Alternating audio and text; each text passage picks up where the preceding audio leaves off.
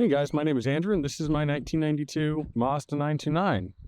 Just want to give you a walk around of the car, show you some of the exterior features of it, interior, and give you some on-the-road driving impressions as well. It's kind of my story behind buying it, why I bought it, and ultimately now why I'm unfortunately choosing to sell it. But yeah, so this is the 9299, as I said, first year of the second generation of the Mazda 929. The first year, I believe, was 88 to 91. Much more of a large, boxy, I guess, traditional-looking sedan than this is. 92, they moved to sort of this much more aerodynamic, rounded, teardrop-shaped vehicle, which always, to me, looked really good. I don't believe this car sold all that well, considering how few I ever saw on the road when new, let alone now. And if you go searching for any used, I doubt you're going to find any of them. But just, I mean, very classic. I feel like it's aged very well. It definitely looks of a generation. I don't know, part of that is mainly because there's no sedans anymore, but also, you know, with some of the more angular styles we're getting now from some of the manufacturers, this definitely looks a bit different. But I will say it again, I think it's held up really well. Just some of the clean lines. It's not overly done. Nothing that I think is going to be car too terrible. Yeah, it's finished in, I believe it's Mediterranean teal over gray leather, factory color. This car has got just about every option on it, with the exception of one being they had a solar-powered sunroof at the time. And what it was, it had a solar cell in the sunroof itself, glass panel over solar cells. And what it would do, it was run the fans. So that way, when the car was sitting in a hot parking lot, it would help keep the car cool, or at least cool it down. I think the test showed it dropped it by 15 to 20 degrees max, you know, so instead of boiling in a hot car, I guess you're just kind of slowly cooking. But anyways, coming around the front, again, just a nice clean design, integrated fog lights. The thing I hated about cars from this generation, but also a lot of cars, they do this thing where the factory drilling points for the front plate are actually to screw through the bumper. Unfortunately, this car had that done to it. I took it off because I just, even with the holes in there, it looks better. I thought about getting them sort of patched up, but then you're talking about bonding and painting and sanding, and I'd rather just keep the original paint. I'll live with the holes like that. Even Mazda North America went out and bought one of these Mazda 929s to keep for their heritage collection, and theirs has the holes in front bumper. Again, clean lines. Wheels are this 15-inch, these BBS style wheels, which I think look really good. I have an 85 RX-7 that has similar wheels to this. A 93 Miata Limited came with BBS wheels similar to this. The RX-7 convertible from the 89 to 91 had wheels like this. And I think they look great. They've always looked great to me, even though they are such a pain to clean, getting in all those nooks and crannies. But when they are clean, looks really good. Yeah, just come around. I mean, nothing really super interesting about it, but just a good looking car. I did want to point out one thing though. This badge, this diamond that they had for the 92 only model year. So that came out on this car, and then also the Mazda MX-3 that came out at the exact same time. That was shot down by Renault after 92 because it looked too much like their logo. So they changed that sort of rounded version of it, which I believe they called a flame, call what you will. And that logo persisted until, I believe it was the mid-2000s when they went to that winged M design. Before this, honestly, the logo was just their name. They didn't have an official logo to go with it. So sort of interesting there. Go inside the car real quick. We'll start in the back seat actually, which, looking at this back seat, I don't think this was really ever sat in. I mean, you can see very clean, few wrinkles, but you know, I don't know if that's age or what, because if you go in, none of this looks like it's being sat in. Ashtray in both doors because, you know, 90s smoking, I guess. Door pockets, I don't know, you know, again, it looks like they've never been used. Get over here. So I'm sitting behind my own driving position. Yeah, fairly unremarkable. I can sit back here. I've got enough leg room to not want to tear my skin off if I'm going on a drive, but headroom's a little lacking. I'm 6'2", and This nice slope teardrop shaped roof just comes down and touches my head a little bit if I'm sitting upright. So it'd be sort of a hunch. Armrest here, of course. Again, look at that, brand new. I mean, I don't think this thing was ever down. When I first got the car, it had some creases in here that looks like it was just from sitting. So yeah, nice shape. Everything's just good. Won't see another car like this, that's for sure. Standard lights, reading lights for the passengers. So I guess if you're doing a lot of reading, or if you grew up in a time period like I do, where your mom would say, turn off that light, I can't see, we're gonna get pulled over. So whatever the old story was about why you couldn't have lights on in the car, which then you get older and find out they just don't want the lights on. One thing to point out though, if you notice when you open the doors, there's no door frames. It's frameless windows. So the fronts go down all the way, the rears all go down about 3/4 of the way. But yeah, it gives you, when the windows are down, it gives you a really big open air feeling. And the other nice part is almost no blind spots in this car. You got this pillar, but otherwise, I mean, you can see everything. A day before, really high belt lines and all of the thick crash structures that we have today. Again, front of the car, just clean, just original. You know, again, you got all the door buttons, gas cap, trunk in the door pocket, which I thought was kind of cool. Instead of mount to the floor, power adjustable seats. You go ahead and pop that. We'll get rid of that in a second. Get in. Yeah. Look at this. Heated seats. They both work. At least, you know, I'll call them warm seats. For 92, they're heated seats. For 2024, they're probably just a warm seat, but it does work. Another ashtray. Never used, it looks like. I mean, look at this. It's got an auxiliary input. In 1992, I don't know what people were putting in their stereos in 1992 that they plug in aux port for. Me, I know iPads or iPods and phones and stuff later on, but 92, that's pretty cool. I don't know what you put in there. It's a trunk-mounted 6-disc CD changer with a cassette that you put the CDs in. I don't have any CDs, so I don't know if it works, but it powers on. So if that means anything, I don't know. Cassette player actually does work. I have one of those adapters with the auxiliary input so you can plug in a phone or an iPod or something like that.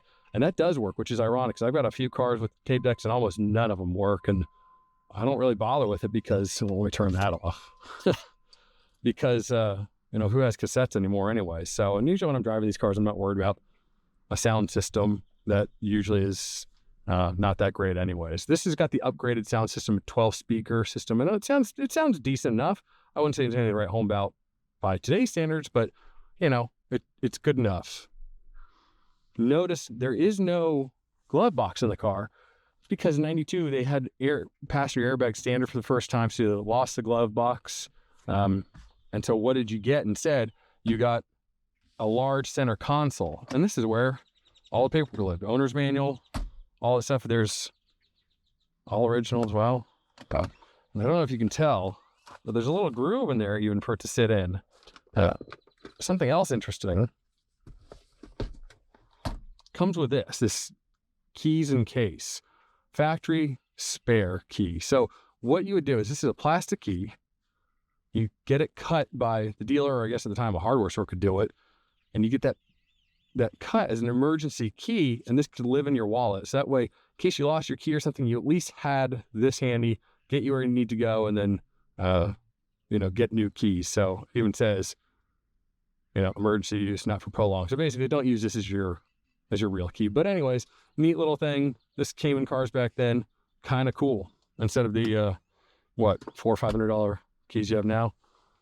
So yeah, everything, as you can see, is sort of canted around the driver. Mazda is always big on that. Stereo probably doesn't look like it in the video, but it is sort of skewed towards the driver. Everything's fingertip length. You can get everything. They're always very big on that. So if you're a passenger, you're just here to be a passenger, but driver got everything their way. Cruise control mounted on the, I guess on the dash. I was about to say the column, but the dash. And then you had other cruise control controls actually on the steering wheel for 92, which is sort of a big deal. That wasn't a common occurrence. The steering wheels were fairly plain. Very large diameter steering wheel too. I mean, it doesn't tilt or telescope or anything like that. So, yeah, they were very big on, this is This is the driving position. You do this, you like it, we know what we're talking about, figure it out. Also, check it out, analog clock. Nice classy touch, it does work. It's nice. All the AC, HVAC, heat, everything works, auto. Got a button for ambient so you can see outside air temperature. Very cool. Go around to the front of the car real quick. Oops. And there it is. 24 valve, dual overhead cam, V6 engine with about 195 horsepower factory rated. 0 to 60 on this car was about 8.5 seconds. It feels quick enough when you're driving around. I mean, I've got a 2023 Tacoma TRD and then 23 Kia Telluride. I will say this car is plenty quick enough, even by today's standards. Like I said, 0 to 60, 8.5 seconds doesn't sound good, but it keeps up with traffic. I've had no problem passing, merging, anything on the freeway. I've never felt like it's in the way. My wife's Telluride feels equivalent to the Tacoma. This feels a lot quicker too, and that's only with a 4-speed automatic. So something to keep in mind there. All dry, man. This car is, it's clean. I never thought I'd see one in this condition, which is why I had to buy it in the first place. Unfortunate about the hood mat. This is pretty common. Heat and age get to them, and you can't find another one. They didn't make many of these cars in the first place, let alone now. So sort of out of luck on that, even though I've tried.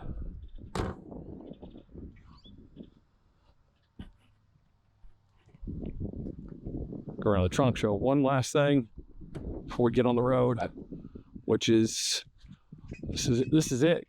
Factory 6-disc CD changer back here. Again, I don't know if it works, but that's where you'd go. You put your discs in.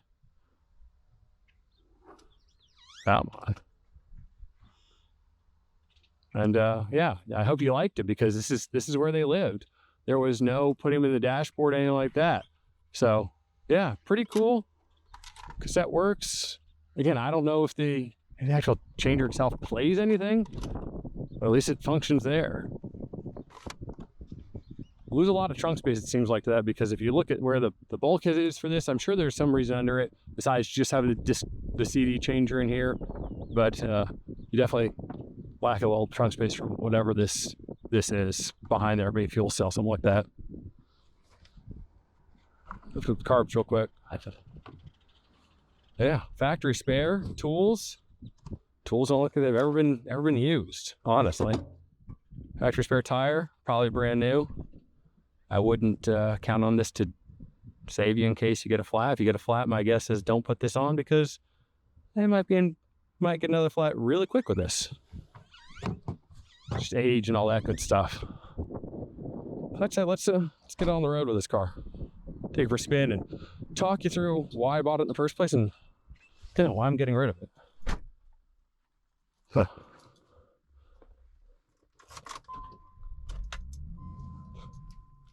I got keys in the ignition and everything.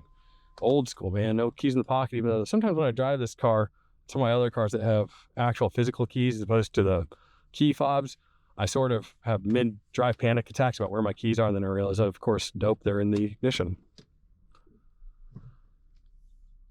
So I bought this car in October on Bring a Trailer. This was a car, one owner, Northeast car, 47,000 miles. When I got it, it was about 46,000 original miles.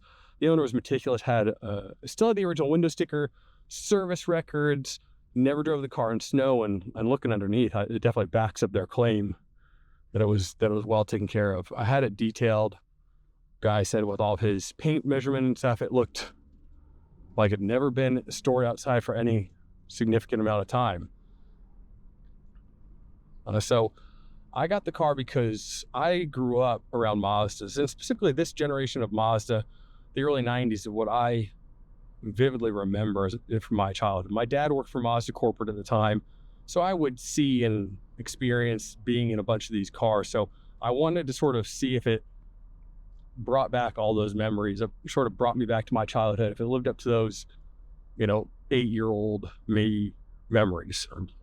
When this car first came out in 92, like I said, we were on a family trip. I couldn't even tell you what the family trip was, but somehow we ended up taking a detour down to the port in Texas to pick up one of the first, if not the first, 929s in the country I vividly remember my dad and I driving back from the port in a silver over gray, I believe, fully loaded 92 Mazda 929. And I just had such an impression of that car, how it felt, how it smelled, the way it drove.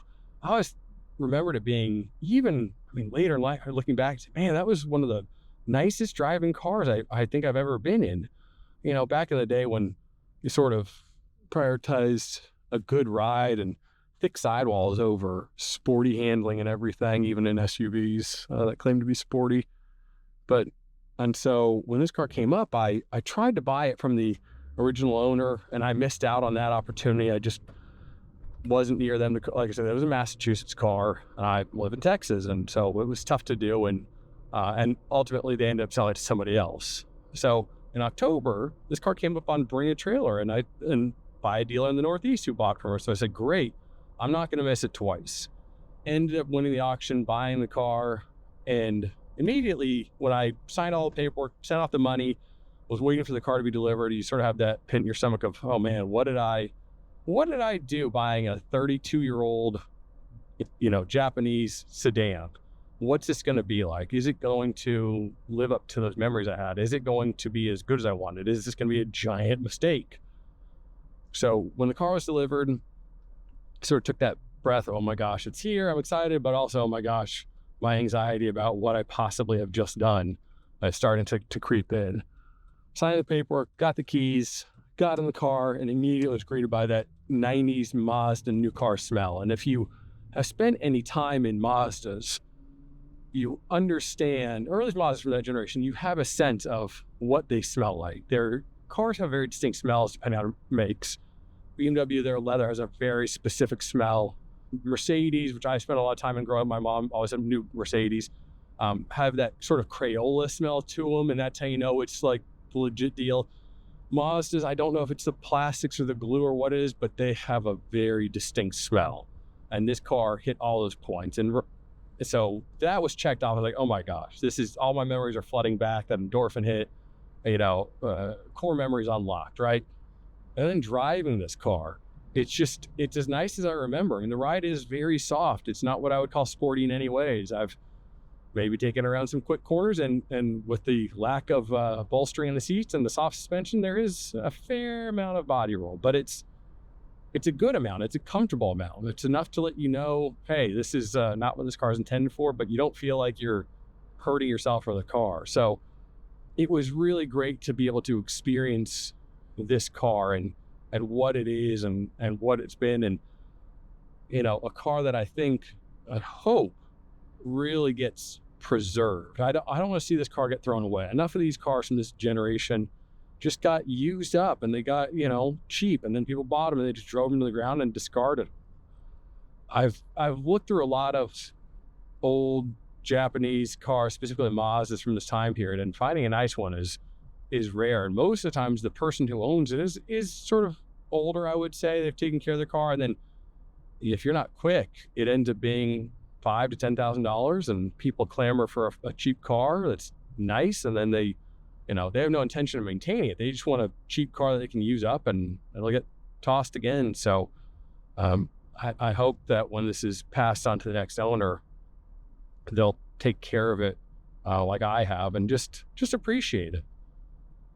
I'm unfortunately losing some storage space, so I'm moving on from some cars earlier than I would have liked. This was one of those cars I intended to keep for a long time, if not forever. And just situations change, and it's in good shape. It needs nothing. It's not a project like some of the other cars. And so, unfortunately, this car is going to end up getting sold off to hopefully somebody who will let me buy it back later if time, space, money permit down the road and all that. I've bought and sold a lot of cars, and I always put in the provision, hey, when the time comes and you go to sell it, do me a favor and give me first right of refusal on the car. And I've been offered a few cars back. I've not bought anything yet, as much as I've wanted to. I haven't brought myself to, but this is one of the cars that I would really, really like to keep, and I wish I could have kept longer. So